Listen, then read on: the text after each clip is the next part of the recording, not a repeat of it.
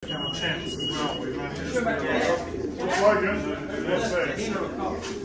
He's Rich Anderson.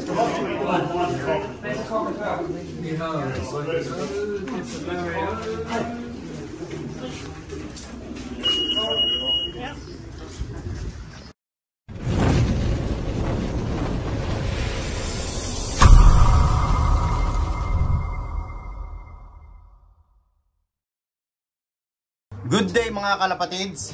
So for today's video ay magbabasket tayo ng 12 warriors natin. So today's Wednesday nga mga kalapatids.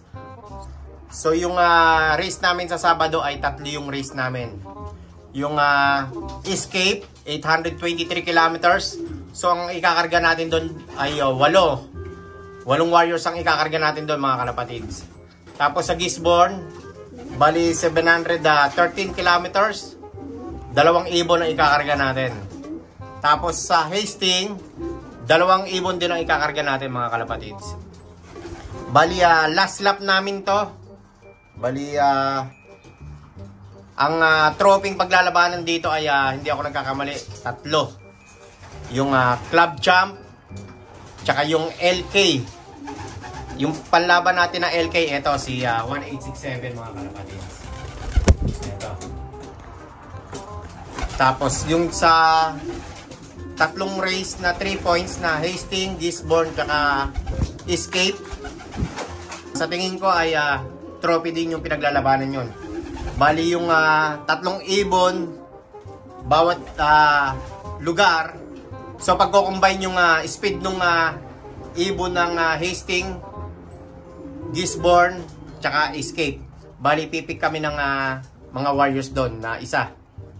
Bali isang team yon, 3 ibon. Tapos sa Escape naman, may team din doon mga kalapatids, may pooling. So nakataya sa pooling natin si 1867, itong LK natin, tsaka si Wakwak andun sa kabilang section yung hen natin. Tapos dadagdag pa tayo ng isang ibon, yung ipupuling natin sa Escape. So napakahirap nga ng race namin sa Sabado. Bali i-release yung ibon sa Escape ng 6 AM. Tapos pagdating ng Gisborne, ayan, medyo tailwind pa rin, tailwind ng hangin. Tapos pagdating sa Dannybrook, ayan, southwesterlies na. Tataboy na yung itataboy na yung mga warriors natin sa dagat mga kalapatids. So pagdating ng alas 12 ng tanghali mga kalapatids, ay napakalakas ng hangin, bali 47 km/h. Yung dagat, tataboy sila sa dagat, yung tawid dagat natin. Hanggang sa pag uwi nila, hanggang dito sa loop natin. Siguro dati nga ng ibon natin ay pinakamabilis na ay alas 6 ng gabi.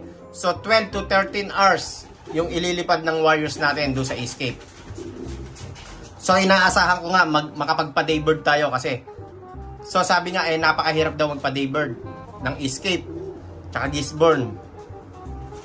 So first season ko nga to ng old bird mga kalapatids. So 1 taon pa lang ako mahigit nagkakalapate.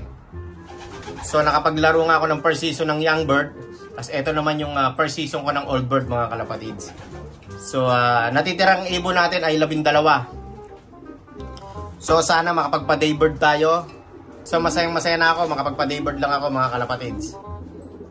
Tapos sana makuha natin yung Club Champ at yung LK.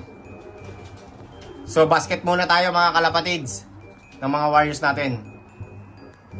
A few hours later.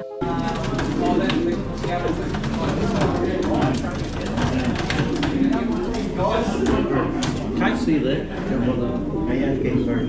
can see that. Yan, Escape. Shout out.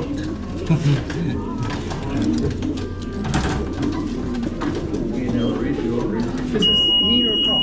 Cup. That's all cup. I'm recording the amount of blood on your whole belly. I'll stay square on.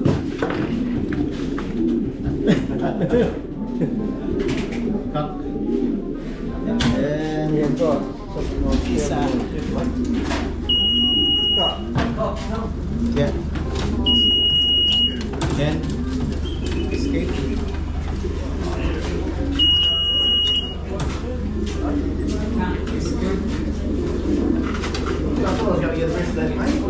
You're good. Then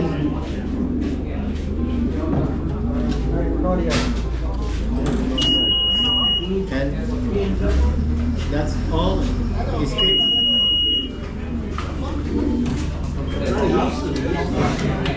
Gisborne. That's freeze code.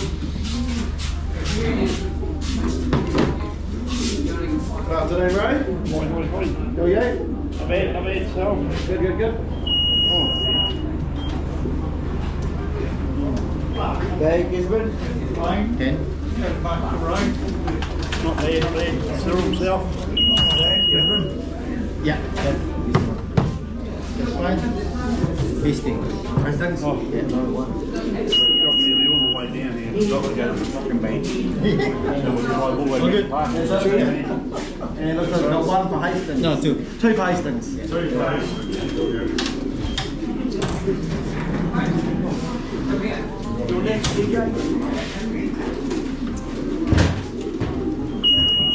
Terry Brown. Huh? Looks like a Terry Brown. No. Inside. Oh, okay. Okay.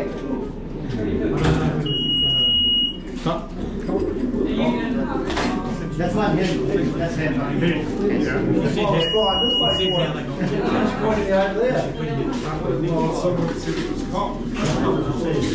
All good? Yeah. Logan, that's it. He's reached Anderson's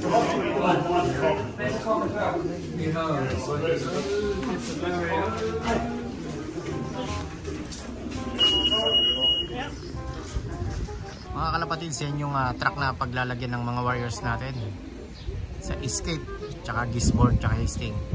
So itong truck nga to ay bago. Ayan, napakalaki na nung truck na paglalagyan ng warriors natin. So 3 nights sila dito sa truck, mga kalapatids. So sana makapagpa-dayboard tayo. Bali ang kanarga natin sa Escape 823 kilometers, 8. Tapos sa Gisborne ay 713 kilometers, 2 kinarga natin. Tapos sa Hastings na 569 kilometers ay 2 rin. So sana daybird mga kalapatids, mga warriors natin, kahit hard race. So good luck sa mga warriors natin mga kalapatids.